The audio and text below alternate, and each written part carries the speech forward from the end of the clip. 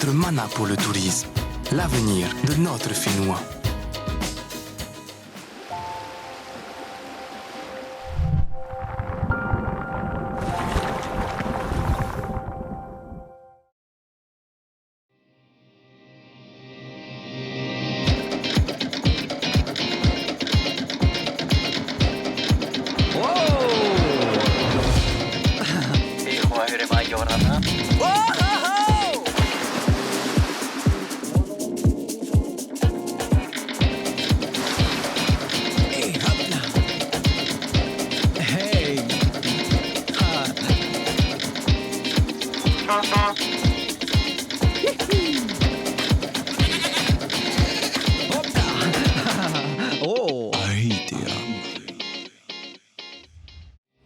Tatupat Yorana et bienvenue dans votre émission hebdomadaire Ahitia, consacrée aux métiers et aux activités du tourisme. Cette semaine, je vous propose de découvrir la formation d'employé de snack suivie de sa rubrique Astuces. Votre rubrique Perspective sera consacrée aux améliorations apportées à l'aéroport de Tahiti Fa'a, puis nous irons retrouver Natihei qui répondra aux livres à questions de Ahitia. Allez, c'est parti, on se rend au snack du lycée hôtelier où m'attend Sandra. Sandra, Yorana. Yorana, Tamato. Tu vas bien? Très bien, et toi? Super. Alors comme ça, tu veux devenir employé de snack? Oui, avec grand plaisir. Eh bien, suis-moi, on y va? On y va. Yorana, je suis Sandra Rouillet, j'ai 47 ans. Je suis professeure de services et commercialisation. J'enseigne depuis environ 25 ans. Mon dicton du jour est « La gastronomie est l'art d'utiliser la nourriture pour créer le bonheur ». Sandra va donc être mon professeur pour la journée. Je sens que je vais avoir beaucoup à apprendre. Sandra, en quoi consiste le métier d'employé de snack? Pour être employé de snack, il faut faire attention aux livraisons de marchandises, les contrôler. Il faut faire des petites préparations simples. Et puis, on accueille le client et on le sert. On effectue ensuite la facturation et l'encaissement. Combien de temps dure la formation? Alors, le CAP Café Hôtel Restaurant dure 2 ans. C'est pour former des employés qui vont être polyvalents sur la partie service snack et brasserie et le service en restauration. Donc, qu'est-ce que tu me réserves pour aujourd'hui? Alors aujourd'hui, on va faire une préparation locale, un poisson cru à la tahitienne, puis on va travailler avec Noélanie sur la partie de la salle de restaurant, et puis on se retrouvera pour faire un petit dessert simple local. Mais avant ça, il faut se mettre en tenue. J'y vais me changer tout de suite. Allez, on y va. On y va. En restauration, il faut plus que jamais respecter les normes d'hygiène. Je commence donc par me laver les mains. Sandra vérifie qu'il y a bien tous les produits pour le service du midi. La gestion du stock et le contrôle de la qualité sont très importants. Allez, c'est parti pour un cours de cuisine. Efficacité et rapidité sont les maîtres mots. Alors aujourd'hui, on fait un poisson cru, mais au snack, on peut faire toutes sortes de préparations simples, souvent sous forme de sandwich. Voilà, grignoté, panini, croque-monsieur. Ce qui est important aussi, c'est de favoriser les produits locaux. Oui, on essaie d'adapter les recettes et de mettre en avant les produits locaux un maximum. Au snack, on propose souvent un plat unique et un seul dessert pour satisfaire les clients pressés. Sandra, notre poisson cru est prêt à être assemblé? Oui, c'est ça. On va regrouper tous les éléments avec les dés de poisson et rajouter le lait de coco et puis en dernier, le jus de citron. Mais dis-moi Sandra, normalement au snack, la rapidité est très importante. Oui, et le fait de préparer les légumes et de faire une mise en place le matin permet d'être rapide et de faire face à la demande. En tant qu'employé de snack, je dois être rigoureux, réactif et avoir un sens aigu de l'organisation. On remue bien tous les ingrédients, on va rajouter le lait de coco. Oui.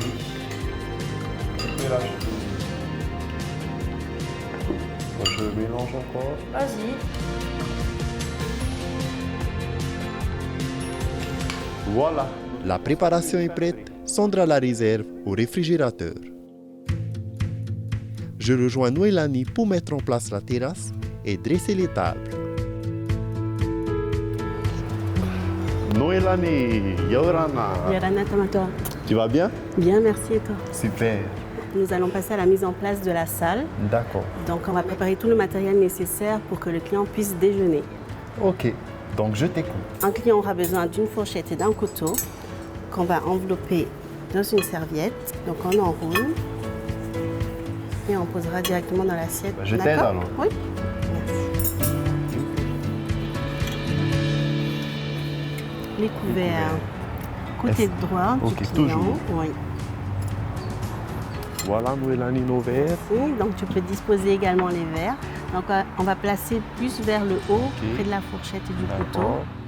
Je me charge de la décoration. Noélanie dispose une ménagère sur chaque table qui comprend le sel et le poivre. Dernier petit briefing avant l'arrivée des premiers clients. Donc les clients ne vont pas tarder à arriver, donc je vais te demander d'enlever ton tablier, s'il te plaît. D'accord. Quelques règles de base également avant qu'ils arrivent. Donc toujours les accueillir avec le sourire, leur souhaiter la bienvenue et puis demander s'ils ont une réservation ou pas au snack. D'accord. D'accord? Et voici nos premiers clients. Yorana, Yorana, monsieur. monsieur. Bienvenue au snack. Est-ce que vous avez réservé? Non, on allait me prendre une table. D'accord. La relation client est essentielle. Elle doit être conviviale et efficace à la fois. Alors, messieurs, le plat du jour est un poisson cru au lait de coco accompagné de riz. Et au dessert, vous aurez des ananas caramélisés accompagnés de sa boule de glace vanille. D'accord, ça va aller bon tout ça. On va vous préparer cela alors. Je file en cuisine retrouver Sandra pour dresser les assiettes. Il faut être méthodique pour que les clients patientent le moins possible. Quelques feuilles de salade vont former un nid pour accueillir le poisson cru. Comme ça. Alors, n'aplatis pas, il faut qu'on ait un esprit volume. Ok. On ajoute une tomate cerise et une tranche de citron pour la décoration. L'opération la plus délicate pour moi est de renverser les ramequins de riz pour une belle présentation. Je suis fier de mes assiettes. C'est parti pour le service, mais je dois encore apprendre quelques règles. Tamatoa, il y a quelques règles de service à savoir. Il faut toujours respecter la préséance, donc servir les dames d'abord. On va servir toujours par la droite du client, donc on va commencer par le monsieur à droite, puis celui de gauche. D'accord. D'accord? On y va? On y va.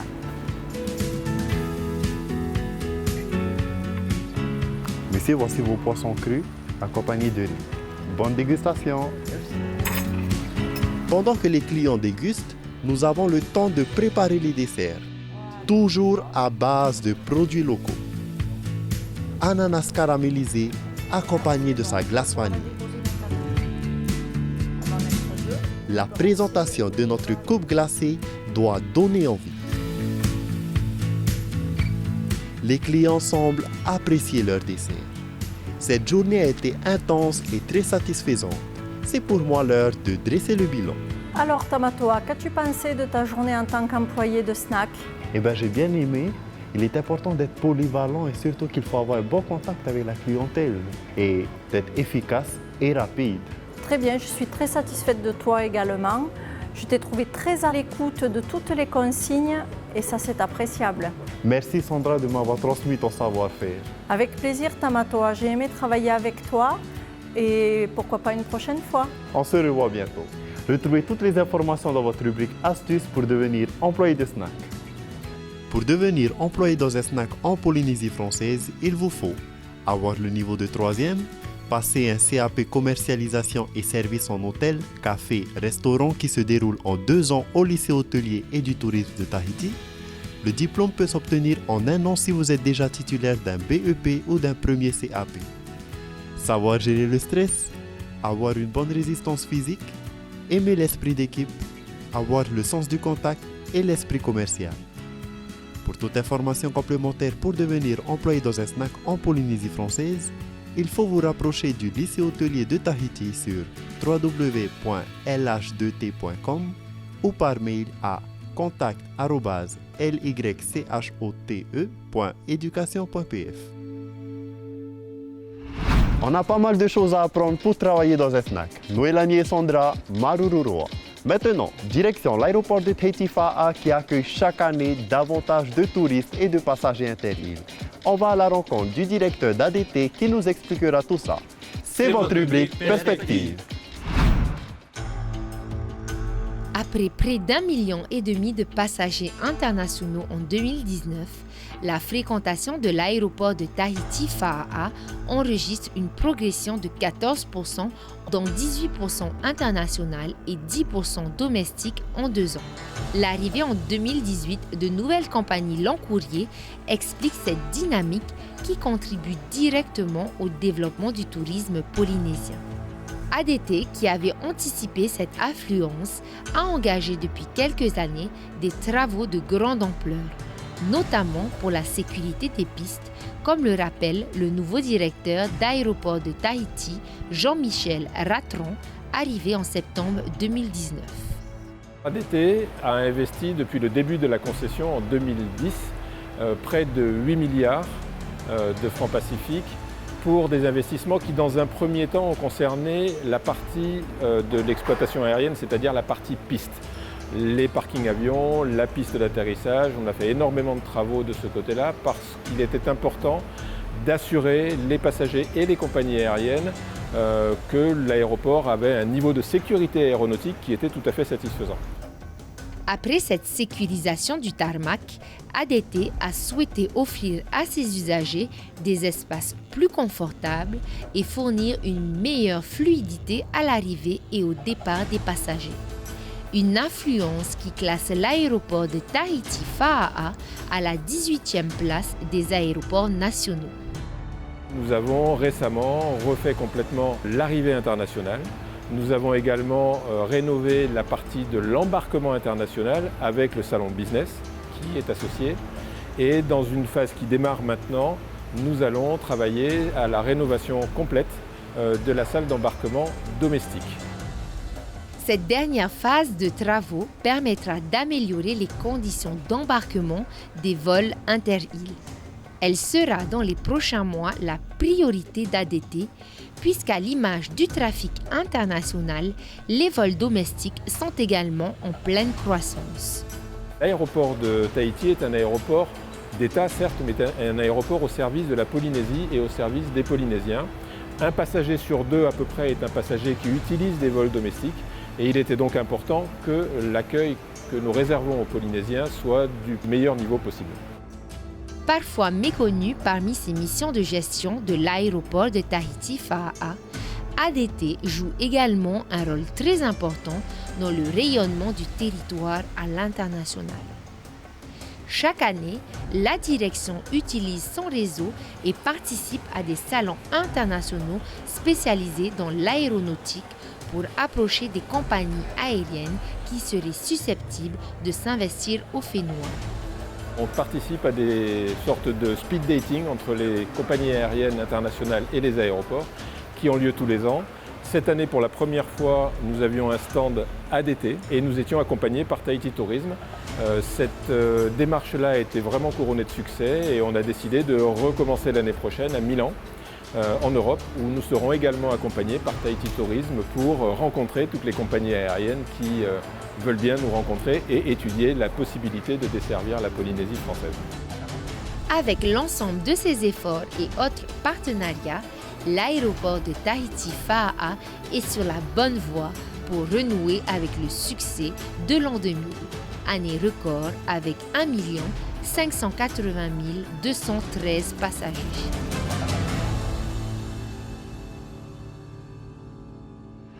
Maintenant, voici votre rubrique Le livre à questions de Ahitea. Cette semaine, nous accueillons le jeune chanteur Nati Hay qui nous a fait tant vibrer lors de ses prestations à The Voice. Bonjour, je m'appelle Nati Hay, j'ai 10 ans, je suis en CM1 et je chante. Yorana, bienvenue dans le livre à questions, tourne les pages au gré de tes envies. Ton île préférée au Fénois? Rapa. C'est une île aux Australes, c'est l'île de ma grand-mère, c'est très beau. Poisson cru ou fafarou? Poisson cru, j'aime beaucoup. J'adore le fafarou, mais je mange plus de poisson cru que de fafarou. Ton expression locale préférée? Hareme Hauti. Ton meilleur souvenir d'enfance au Fénois? On a tellement. J'allais à la mer parce qu'à Ahitea, la mer est proche de notre maison. J'allais en randonnée. On allait autour du souffleur aussi, à la rivière, toujours en famille. Ta musique locale préférée? Wahitite Marama. Wahitite Marama. ite popo iri. Tokuti akianara yakoe. L'île que tu rêves découvrir, Tetiaroa, ta personnalité locale préférée. Teiva Elsie. Ton site touristique préféré, le Baïma, parce que l'eau est fraîche, l'eau est propre. Il y a beaucoup d'anguilles, j'adore les anguilles, j'aime bien les regarder. Ton habit ou accessoire local préféré, la couronne de fleurs. Tatou or no tatou. Pour l'instant, je suis trop jeune pour avoir un tatouage, mais j'aimerais bien avoir un tatouage quand je serai plus grand. 3 mots pour définir le polynésien. Yaorana, Maururu, Tam-Ametei. 3 mots pour définir Tahiti et ses îles. La nature, la culture et paradis. Comment définirais-tu le tourisme? Je pense que ça crée de l'emploi. Que penses-tu du touriste qui vient en Polynésie française? Je pense qu'ils ont de la chance de venir à la plage, de découvrir notre culture et de voir toute cette nature et de voir beaucoup de sites touristiques. Quel serait pour toi le métier de tes rêves dans le secteur du tourisme? Être guide. Si demain tu reçois un touriste chez toi, quel itinéraire lui ferais-tu faire? Je demanderai à mon papa de le faire visiter quelques sites touristiques. Merci beaucoup. Merci.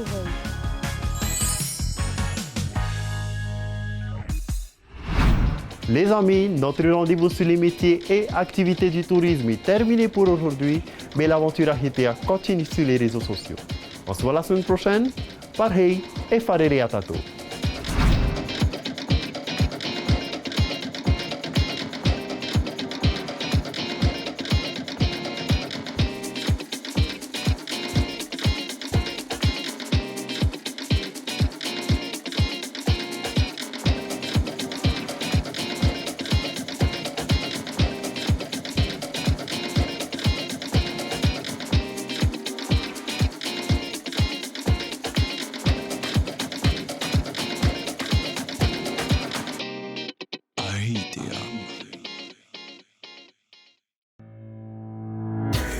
Notre mana pour le tourisme, l'avenir de notre Finnois.